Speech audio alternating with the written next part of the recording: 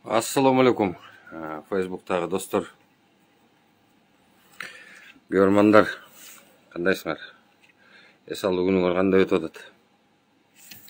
Бүгін маалымат тарқап жатат. Жана Улукбек Карабек уулу деген журналист, блогер. Ал блогер емес қой, ал журналист десек болот ал жигитти.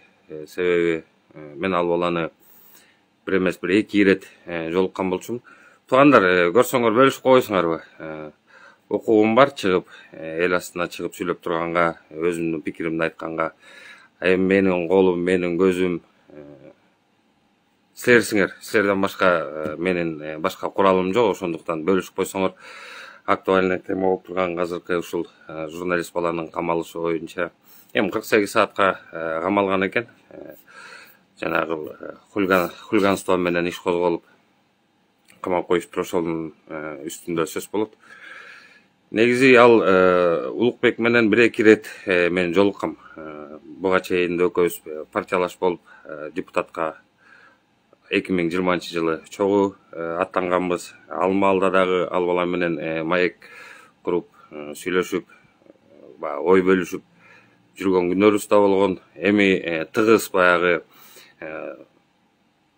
кан дос деп коет эмес, ошондой сымалында экөөбүз мындай мамиле курбасак дагы ал бала менен мен мындай жакшы бир мамиледе болчумун да. Болчумун эмес, азыр деле ошондой эми күнөгө жолугуп сүйлөшпөсөк дагы. Эми ошол валейкум салам, анан кийин бөлүшүп болочу туугандар. Эми ошол жигитти камап коюптур 48 саатка. Ошол жигиттин буга чейин жанагы Ыдырыс ал менен дагы бир эмес бир эки үч ирет жолуккан күндөрүбүз болгон. Ал бала дагы буга чейин уурулардын эми ана башчылардын бирлери болгон адамдын колунан бетке шапалак жеген күнүндө көрдүк. Ошол экинин жүзүн ачып берди эле. Коррупционду буга чейин схемаларды биз айтып келаткан нерсени деле алар таскыктап ушул видео фиксациясы менен көрсөтүп чагылдырып берип жүрүшөт буларчы. Ошол коррупционерлер биз общем түрүндө айтсак, булар ошол фактически барып көрсөтүү, ошол экинин ичинен ошол эки жуурулуп аткан ушул коррупция кантип башталат экенин, ал коррупционный схемада эң төмөнүнөн баштап чоңуна чейин, эми чоң ана башчыларына чейин жете албайчат эми тилекке каршы. Себеби анын дагы эмне экенин баарыбыз тең билебиз. Азыр акчаң болсо, эмне дейт жанагындай, калтаңда акчаң жок болсо чалтаңда деп коебу, эмне деген бир сөздөр бар эмеспи? Ошондой туугандар, анан ошол эки журналисттин үстүнөн ушундай кысым жүрүп атканын көрдүк. 48 саатка камап коюштур тиги хулиганка менен иш козгоп. Негизи ушул 48 саатка 2 күнгө камалышы боюнча кичине мындай, эми мен юрист высший категория болбосом дагы бул сферада аралашып жүргөн адам катары жаман болсо да көк дипломум бар, кызыл эмес, юридический. Өзүм айтып коет элем да, негизи камаганга принципи мындай шарттар деле жок эле да. Ал качып кете турган бала эмес эле. Көрүп атабыз буга чейин мынакей ушул изнасилование менен шектелген бир бывший бир чиновник экен. Бала менин достугумда бар эле, ошонун атын унутуп атам. Видеого чейин таркап ошол баланы алып барып камашып, анан кийин үй камагына кийинчерээк мына коер ийишиптир да. Мисалы үчүн ал тяжкие преступления да, бул изнасилованияга шектелүү, ошол экиге багыт койгон баланы мына үй камагына чыгарып коюптур. Эми Улукбекти ошондой чара көрүп 2 саатка дегиле камаш, ушундай бир мунун артынан ушундай бир чоң резонанс жаратып салуунун багытында эмне жатат деген мындай ой туулбай койбойт экен да туугандар. Ар бирөөбүз ар тараптуу ой жүгүртөбүз, ар бирөөбүздүн ар тараптуу көз караштарыбыз бар да. Анан бир тарабы айтып келатат, бул келерки могул Ленин райондук депутаттардын шайлоосу болот эмеспи? Ошол экиге дайындануу деген дагы бир адамдар бар. Эми мунун баягы Улукбектин кадырын көтөрүү дагы да болсо ушул Кыргызстандын булардын аттары чыккан балдар. Мисалы үчүн Улукбек, жана Ыдырыс, жана башка мында блогерлер жүрбөйбү, журналисттер жүрбөйбү? Блогер эмес булар, мен журналист деп айтам буларды. ошолордун дагы бир ирет кадырын көтөрүү багытында кылынган иш аракеттер да болушу мүмкүн. Бирок мунун арткы бир түпкүрү мындай болуп атат да туугандар. Ушул эл уулуу болуш үчүн же мен дагы бир айтайын, сен ууру болуш керексиң. То есть элдин чөнтөгүнө сен колуңду салыш керексиң. Анан сен кадырлуу эл уулуу бол. Андай адамдарыбыз көп, ана башчылардын баарын тең билебиз, санап эле келип айтып атабыз. Камалчу адамдардын баары тең жок, тилекке каршы наоборот алар эл уулуу болуп, артында бир уралаган 10-дон 20-дан блогерлери бар, долларлап аларга айлык акча төлөп берет экен. Анан алар албетте аларды эл уулуу кылып даражаларын көтөрүп, меценат, анан кийин керек болсо муфтияттан бери одобрительный жанагындай мактоо грамоталарды, каттарды алып, анан кийин булар мындай эл жүзүндө эртең бүрсү күнү Кыргызстандын элинин жүгүн тартып мындай кете ала турган, оор жүк тартып кете ала турган адамдардын катарына чейин даңазалап, анан буларды мындай урала өйгөдөгө чейин көтөрүп атышат да. Анан кийин ушундай блогер чалыш же журналисттердин дагы бир катмарын ушундай бир иретте эмне биз обязательно бизде ушундай бир тенденция намечаться этип калды да, байкалып калды да. Сен бир саясатка аттана турган болсоң, обязательно түрүндө сен сага бир иш козголуш керек. Барып анан сен бир камалыш керексиң. Мейли 48 саат болобу, мейли 2 айга болобу. Мындан артык, мындан башкача бир жолдорго, бир ыкмаларга түшө турган убакыт келди го дейм туугандар. Обязательно эле ушул биздин чиновниктердин баары тең, саясатчылардын баары обязательно түрүндө камалып чыгыш керекпи? Мен мындай ошондой да бир мындай жеке менде бир пикир жаралып атат да. Же чынында эле ар бирөөнүн көтү жамбашы кирби? Я кимде кандай ой? Мен мындай жеке менин пикирим, Улукбектин кылган эмгеги зыянынан пайдасы андан өтө көп деп мен эсептейм да. Кээ бир айтымдарда же бир комментарийлерге, постторго такала кете турган болсок, акча алат экен, акча сурайт экен, тигинси мынтет экен, бул журналист акчасы жок келбейт экен. Эми туугандар, алар эмне кылат анан? Артында командасы турат, артында жанагындай операторлары бар. Аларга албетте акча төлөнүп бериш керек дейм. Аларда үйү бар, семьясы бар, алардын да балдары ыйлап атат, садиги бар, окуусу бар дегендей, кийим кечеги бар. Бул мен мындай нерсени бул плата деп эсептейм да. Бул акча. Бул маная, алар ошентип акча таап атышат. Эми бирөөнү жөндөн жөн каралап койгон да жагдайлар жок эмес да. Вот просто взяли бирөөнү каралап коюш. Мынакей буга чейин жанагы МЧСтин билесиңер, мен тиги канттагы МЧСте жанагы суун сурап барып, анан кийин алардан сөгүү угуп, суу жок деп анан кийин чыгып, андан кийин эфир жазат, ушундай бийлик структурасы элге мамилени өзгөртсөңөр боло, силер деген элге кызмат кыла турган адамсыңар, силерди биз ошон үчүн ал жерге алып барып айлык төлөп берип отургузуп атабыз десек, бу жерде мынакей оозго албас сөздөр менен ага чейин зоноктор менен кайрылышты эле. Байке алып койчу ал тиги эфириңди, өзүбүздүн районго, өзүбүздүн мекемеге эмнеге ушундай терс пикирлерди калтырасың? Эмнеге бизде өзүбүз болуш керек? Бизде Кыргызстан болуш керек да. Ошондой Кыргызстан бир райондун ичиндеги болуп аткан көйгөй бүт Кыргызстандын ичинде болуп атат да. Кайсыл жерине барбасаң, мына мен көчөгөнү Министерство юстициясынын ичине кирип чыктым. Баары тең эле телефондо, интернетте, компьютердин астында отурат. Иштеген бир иштери жок, кайрылсаң карап да койбойт. Ит келдиби, чот келдиби, же бир адам келип атабы, бир көйгөйү менен келип атабы, никому нет никаких дел да. Анан бирдемке десе эле биз иштеп атабыз, анан сен бизди отвлекать этпе, анан тигинтпе, анан мынтпе, сени кайра наоборот ояткарып, ошол жерден чыгарып ийгенге шашышат да. Алдында күзөтчүлөрдү коюп койгон, кимден коргонуп атат? Кимден? Келген адам бир өзүнүн бир көйгөйү менен келет, өзүнүн бир проблемасы. Мен Министерство юстицияга жинтийдиби жөн эле, же ошол эле докторлорго барганга мага жинтийдиби оорубасам, же менин бир проблемам жок болсо, мен зачем мен аяка барып кайрылам? Казыр мындай да ат чумы, бул илгертен бери айтылып келаткан сөз, от ментов, от врачов бир гана Кудай сактасын дегендей эле жагдай жаралып калды туугандар. Кудайдан эле суранып эле туруш керек экенбиз да. Ооруп калбасам экен мен, бир туура эмес иш менен безупречный болуш керек экенсиң. Безупречныйдын бир эле жолу экен. Эч бир нерсеге аралашпа, эч бир нерсеге сен башыңды салба, эч бир жаман жагын айтпа. Көрүп атсаң да баарын тең, унчукпай көзүң жумуп, менин үйүм четте турат деген понятие менен эле гана жүрүш керек болуп калыптыр да. Мындай ой жүгүртүүнү дагы мындай кескиндүү түрдө өзгөртүш керекпиз да, туугандар. Акты актыш керек. Бул балдардын кылып аткан эмгегин, ошол эле МВД, ошол эле прокуратура, правоохранительный орган өздөрү кылыш керек эле да.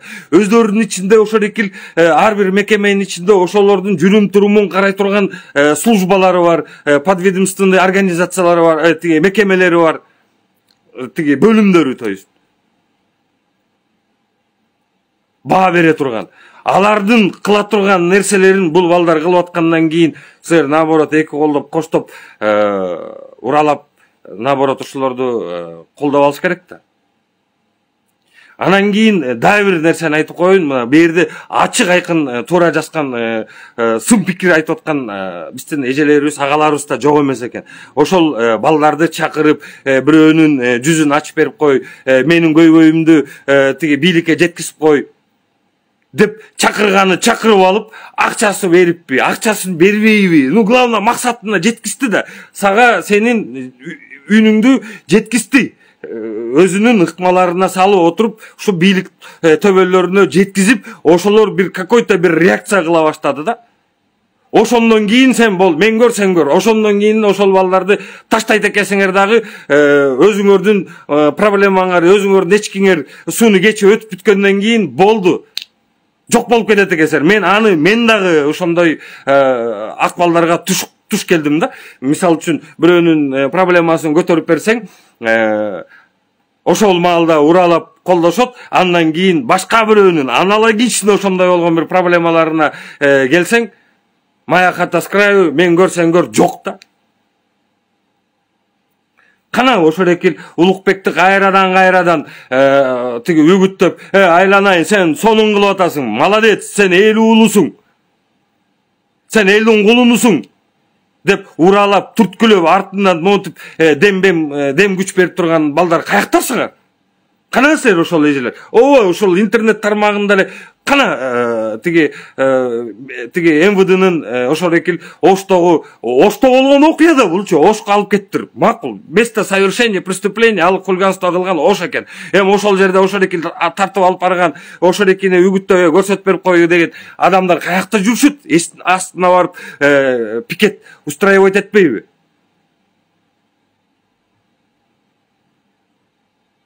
Талап койбойбу, айланайын, бул биздин балабыз, муну кой бергиле, биз өзүбүз коргоп калабыз муну.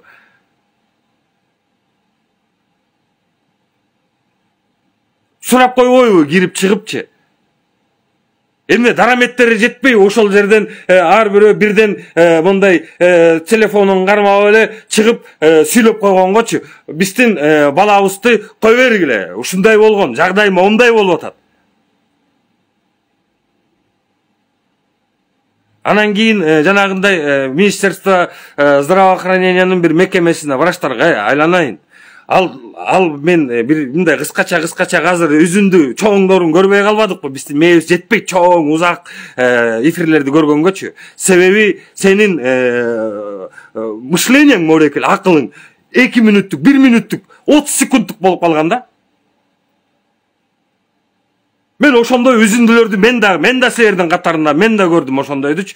Ал кирип ошол жерден ичкис жагын көрсөтпөптүр, бирок айтып атат. Сенин үстүңдөн арыз жазабыз, сен тияка кирип чыктың, кирген болбойт, анан бахила кийиш керек, анан үстүңө халат кийиш керек. Айланайын. Сен бул эмне деген өздөрүнө чыгарып алган мыйзамдар, бул өздөрүнө кандай төрөт болуп аткан операционный залга, тиги бөлүмүнө ал жерге кирбе. Аны любой эле адекватный адам түшүнөт. Мээси иштеген. Sen ак жакта сага бок барбы, сен кирбейсиң ал жерге. Ну бери жагында отделенияларына, жана прием отделениясына, же жанагы тиги оорукчан жатып аткан, если ал реанимационный отдел болбосо, беркинде бөлүмдөрүнө киргенге укугу бар да адамдын, айланайын.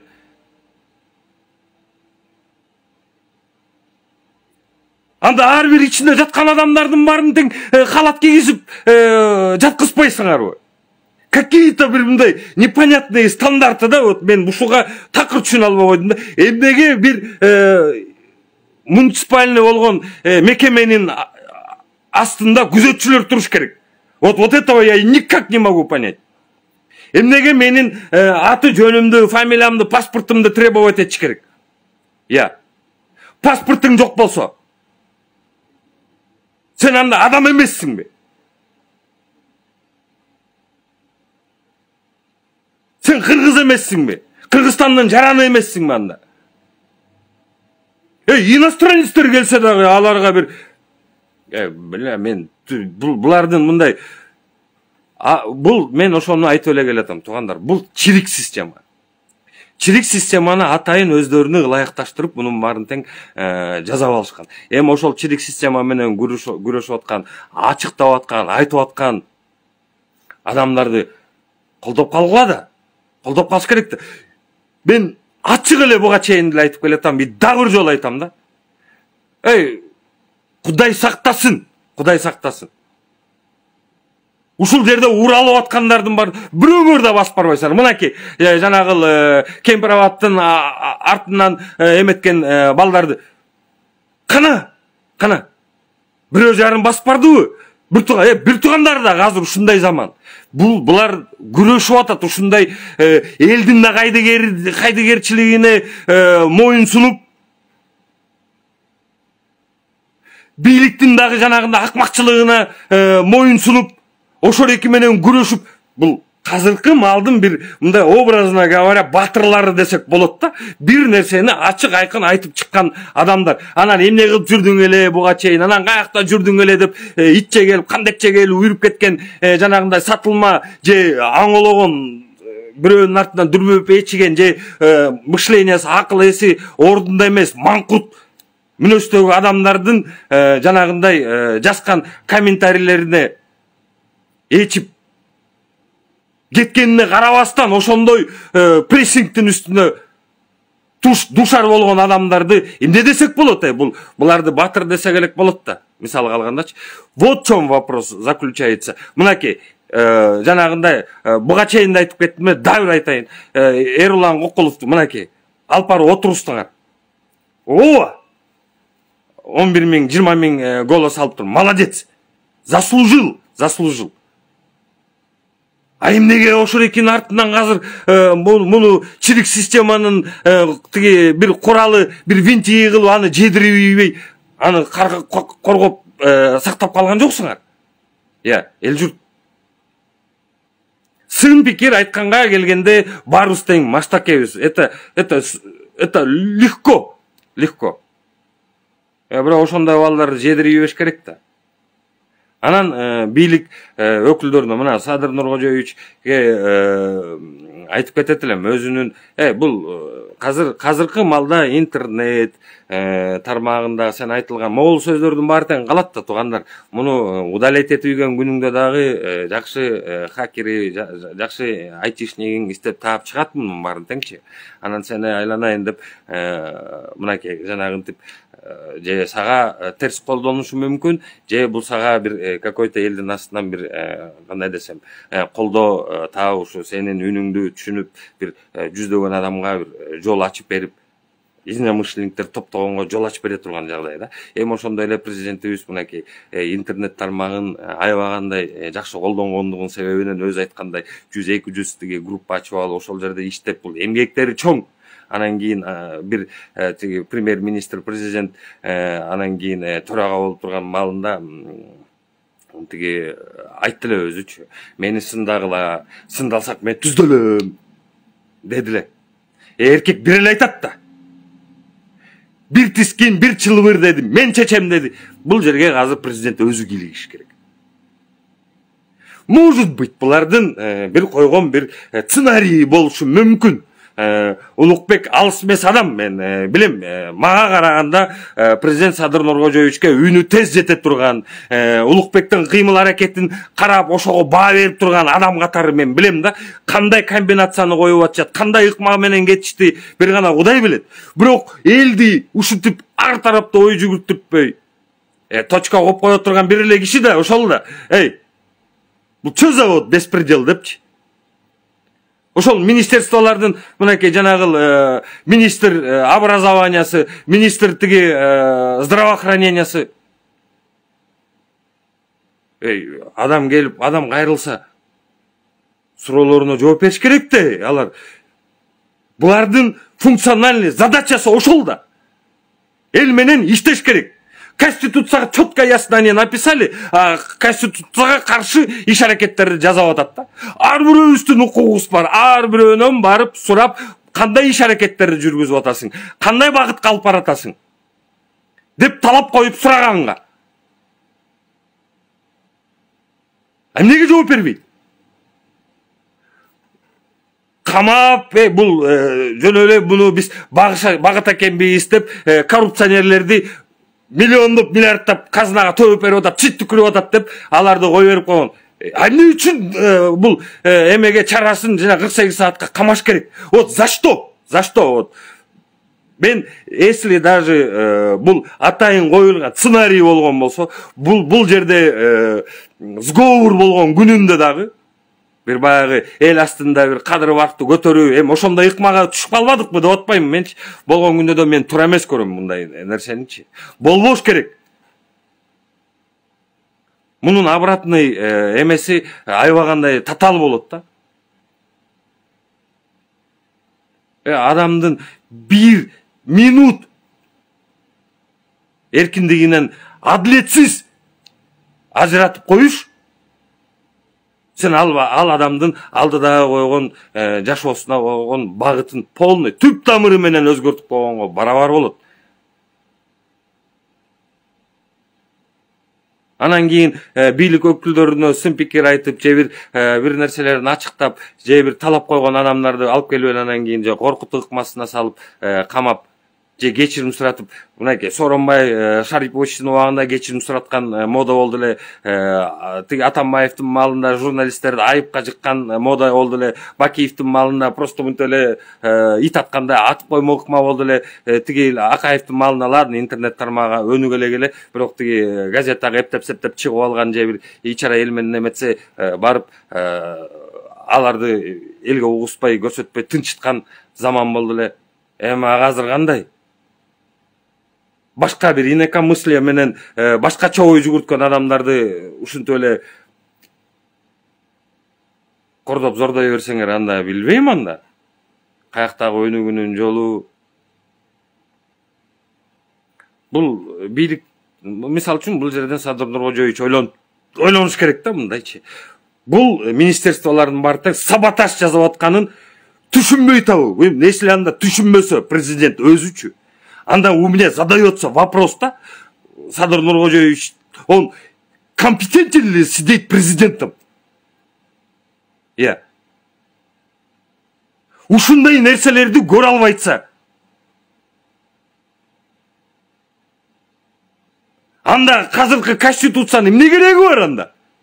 Вот зачем, если бүт министерствонун баарын тең өзү курировать этет, өзү коюп, өзү назначить этет, өзү багытты, ички, тышкы саясатты аныктай турган адам өзү болгондон кийин, өзүнүн астындагы болгон подчиненныйларына багыт көрсөтүп бере албай аткан болсо, анда он имеет право сидеть президентом? Айтсаңар, вот мен мындай, бул сөзүм именно президенттин өзүндө жетиш керек да, Садыр абабызгачы.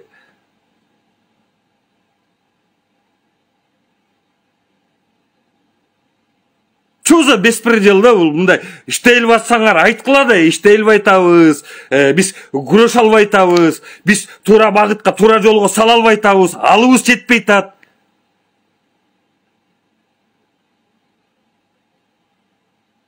деш керек да, же ушундай эле фальс менен ушундай эле тиги анда билбейм туугандар. Нет, некомпетентен дейт. Каяктагы асман деп кой дейт. Причем тут асман? Туугандар, негизи мындайда ачык сөз айтканда бул жерде мен элди күнөөлөгөндөн всегда алысмын. Себеби элдин ушундай да, биз көпчүлүкпүз да. Булар биздин ичибизден чыгып атат.